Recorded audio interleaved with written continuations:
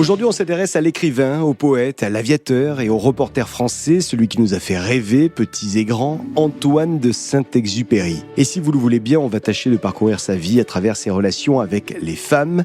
C'est la saga Antoine de Saint-Exupéry et les femmes. Car Antoine de Saint-Exupéry a toujours été très entouré de femmes qui ont été à ses côtés tout au long de sa vie, de sa mère à sa gouvernante, de ses sœurs à ses premières petites amies, puis aux femmes qu'adulte il a séduites, car Antoine de Saint-Exupéry était un grand séducteur.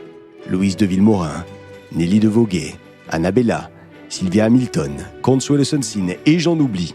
Alors pour écrire cette petite histoire autour d'Antoine de Saint-Exupéry, je me suis appuyé sur de nombreuses notes et ouvrages ainsi que des sites internet et notamment antoinedesaintexupéry.com qui est vraiment une bible sur Antoine de Saint-Exupéry. Et puis il y a aussi un travail très complet qui a été réalisé par André Durand et que je vous recommande de lire. C'est sur le site Comptoir littéraire. André Durand qui écrit à propos d'Antoine de Saint-Exupéry et de son rapport aux femmes, qu'il est toujours à la recherche d'une forme de pureté, de lumière dans l'amour, toujours en grande attente d'un amour impossible à réaliser. Son âme en béance était toujours au bord d'un gouffre. La Fabrique Audio présente La Petite Histoire.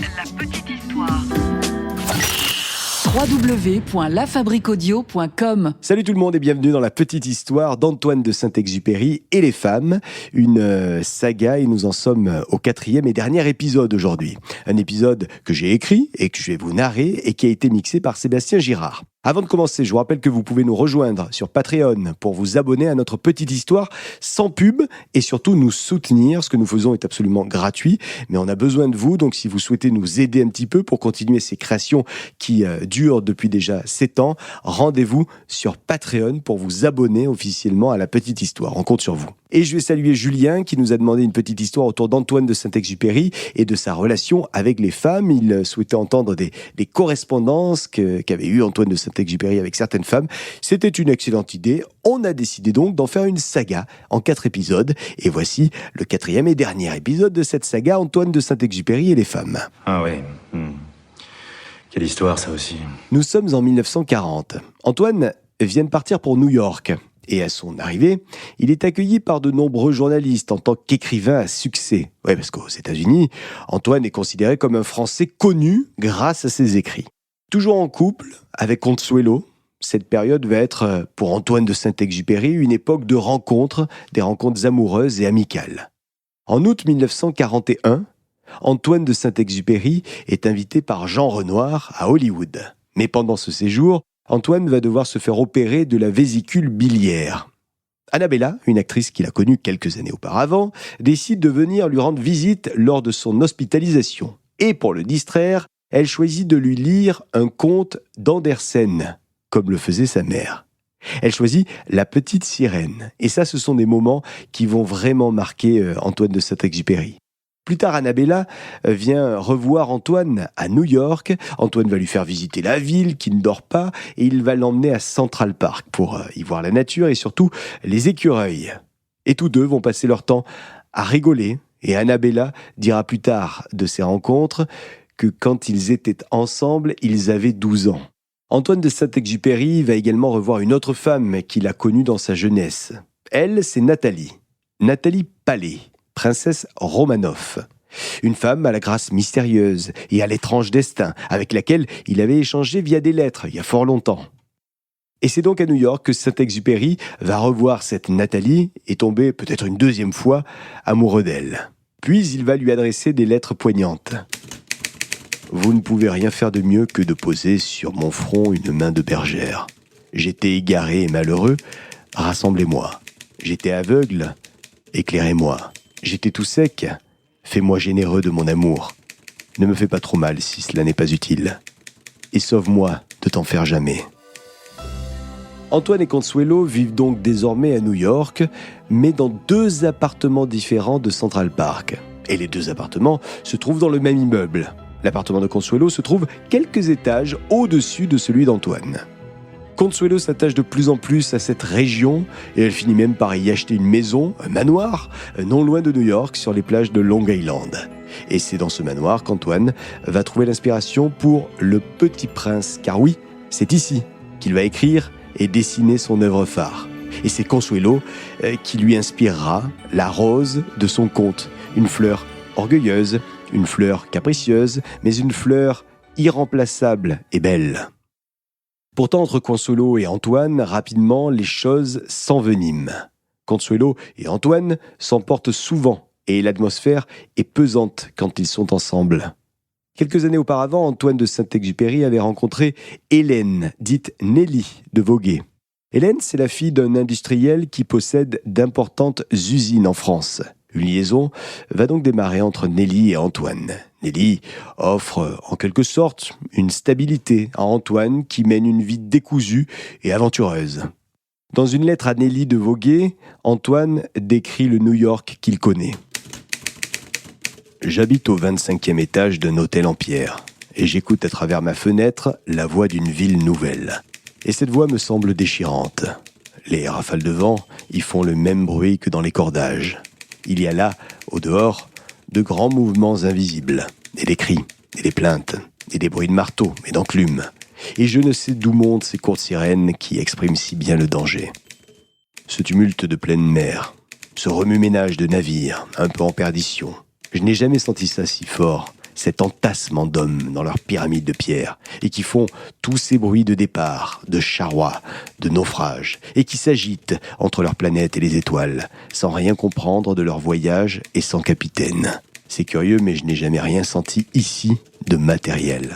Encore rien senti, au contraire.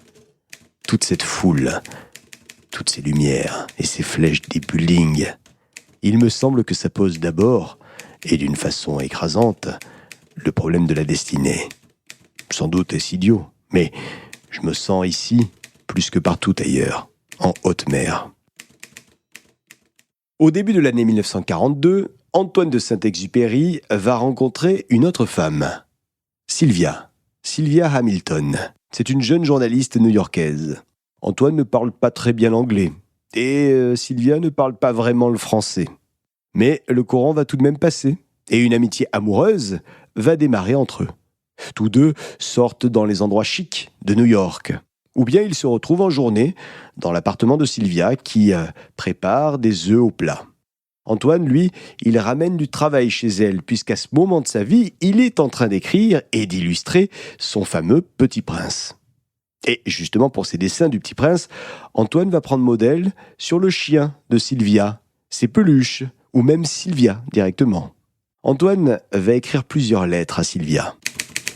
Petite Sylvia, je suis un bien mauvais marin. Ma barque ne vous est pas douce, et je ne sais guère où je vais.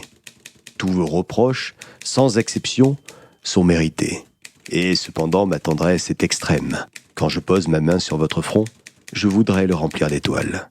J'avoue avoir beaucoup de torts. Je suis nerveux, préoccupé et irritable. Je ne suis un repos pour personne. C'est pourquoi aussi, je prends tous les torts. De toute façon, quoi que je fasse, j'aurai des torts. Mon premier tort est de vivre à New York quand les miens sont en guerre et meurent. C'est ainsi qu'en avril 1943, Antoine va décider de quitter les États-Unis et réintégrer les forces françaises libres en Afrique.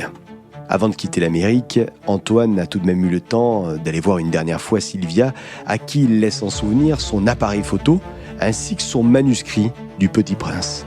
Arrivé en Afrique du Nord, Antoine commence à écrire plusieurs lettres à Sylvia. La dernière, peu avant sa disparition, est illustrée de 2 dessins qui représentent le Petit Prince et le mouton. Ah, petite Sylvia, je suis bien trop confus et embrouillé pour vivre en paix sur cette planète. Mais ce que je regrette par-dessus tout, c'est de peiner ou d'avoir peiné ce que j'aime. Je ne puis pas supporter cette idée. Je te supplie de me dire que tu me pardonnes du fond du cœur. Tu me connais bien. Tu sais que je ne suis pas un méchant homme. Tu sais que c'est moi le plus malheureux. Avant de quitter New York, Antoine va également écrire une lettre pour Consuelo, sa femme. Voyez-vous, Consuelo, j'ai 43 ans. J'ai subi des tas d'accidents, je ne puis même pas me jeter en parachute.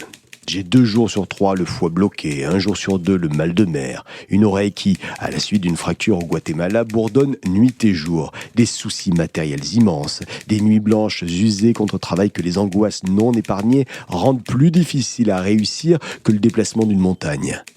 Je me sens tellement las, et je pars quand même, moi qui ai toutes les raisons de rester, qui ai dit mobile de réforme, qui ai déjà, et durement, fait ma guerre. Je pars pour la guerre. Je ne puis supporter d'être loin de ceux qui ont faim.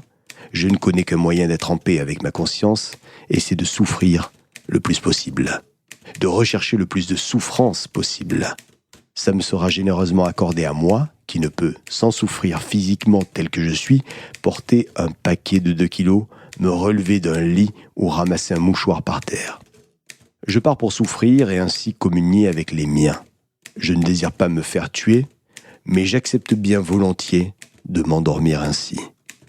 Je pense que vous serez plus heureuse sans moi, et moi, je pense que je trouverai enfin la paix dans la mort. Soyez ma protection, faites-moi un manteau de votre amour. Nelly de Voguet, quant à elle, décide de rejoindre Antoine de Saint-Exupéry à Alger.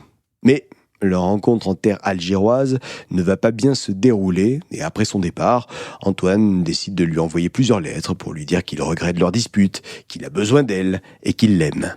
Nous sommes le 6 avril 1943. Le Petit Prince est publié ce jour-là aux États-Unis et le succès, à sa sortie, est immédiat. En décembre 1943, Antoine écrit à Nelly de Voguet. « Je ne puis pas supporter cette époque. Je ne le puis pas. Tout s'est aggravé. Il fait nuit dans la tête et froid dans le cœur. Tout est médiocre, tout est laid.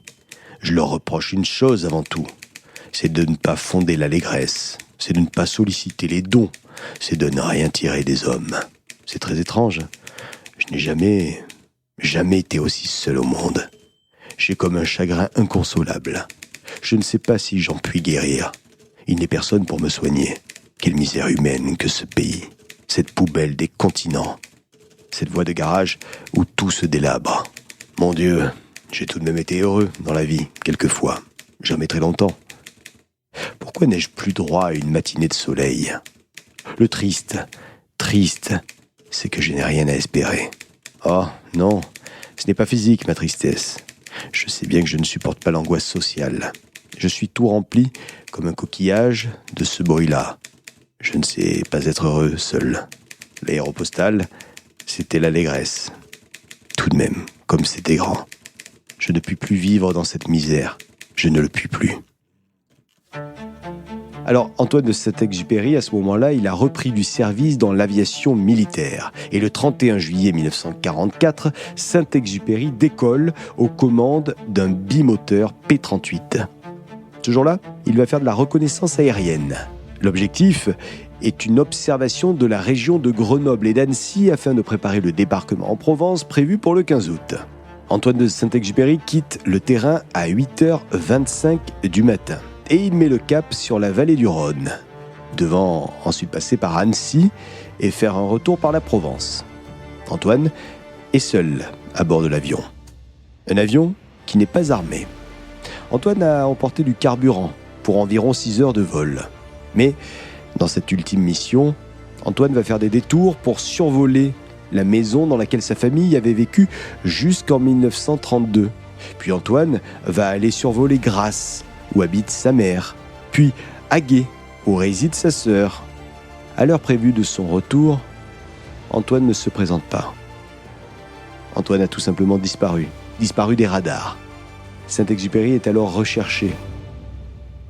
Mais quelques semaines plus tard, Antoine de Saint-Exupéry est reconnu mort pour la France. On ne retrouvera des traces de Saint-Exupéry qu'en 1998, avec un pêcheur marseillais du côté de l'île de Riou. Un pêcheur qui, un beau jour, va remonter dans ses filets la gourmette de Saint-Exupéry.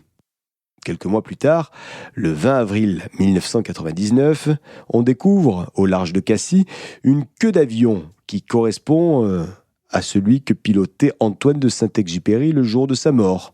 On va également remonter un train d'atterrissage, puis un tronçon de carlingue, ainsi qu'un turbocompresseur et le chiffre 223 de son avion. Alors avec la technologie de notre époque, on a procédé à une simulation informatique de l'accident qui a montré que l'avion avait piqué dans l'eau brusquement, presque à la verticale et à grande vitesse. Mais la cause de cette chute brutale n'a pas été éclaircie. Il pourrait s'agir d'une panne technique, de malaise de Saint-Exupéry, d'une attaque aérienne, ou même, pourquoi pas, d'une action volontaire d'Antoine de Saint-Exupéry pour se donner lui-même la mort. Scène qu'Antoine de Saint-Exupéry avait d'ailleurs décrite dans plusieurs de ses ouvrages, comme Courrier Sud et Vol de nuit. Voilà pour la petite histoire en 4 épisodes de Saint-Exupéry et les femmes. C'était une saga spéciale. Merci d'avoir pris le temps d'écouter cette saga. Pour écrire ces épisodes autour d'Antoine de Saint-Exupéry, je me suis appuyé sur de nombreuses notes, ouvrages, sites internet. Merci à Antoine de Saint-Exupéry.com sur lequel il y a plein d'informations autour de l'aviateur. Il y a aussi ce travail très complet qui a été réalisé par André Durand et que je vous recommande vraiment de lire. C'est sur le site Comptoir littéraire. Et vous aussi, comme Julien, vous souhaitez qu'on évoque un personnage qui vous tient à cœur ou une thématique que vous aimeriez entendre ici dans la petite histoire, faites comme lui, faites comme Julien, vous nous envoyez un petit message, soit par mail contact@lafabriqueaudio.com, la fabrique avec un K, soit sur les réseaux sociaux de la petite histoire, Instagram et Facebook, ou bien encore sur l'une de vos plateformes d'écoute de podcast préférées. À bientôt. La Fabrique Audio présente La petite histoire. Vous souhaitez devenir sponsor de ce podcast ? contact@lafabriqueaudio.com. Avant de se quitter, je vous rappelle que La Petite Histoire est un podcast de La Fabrique Audio. La Fabrique Audio réalise des podcasts de marque et d'entreprise. Donc, si vous cherchez pour vous, pour votre entreprise, pour votre marque, un studio pour faire des podcasts, n'hésitez plus. Envoyez-nous un mail, contact@lafabriqueaudio.com, la fabrique avec un K.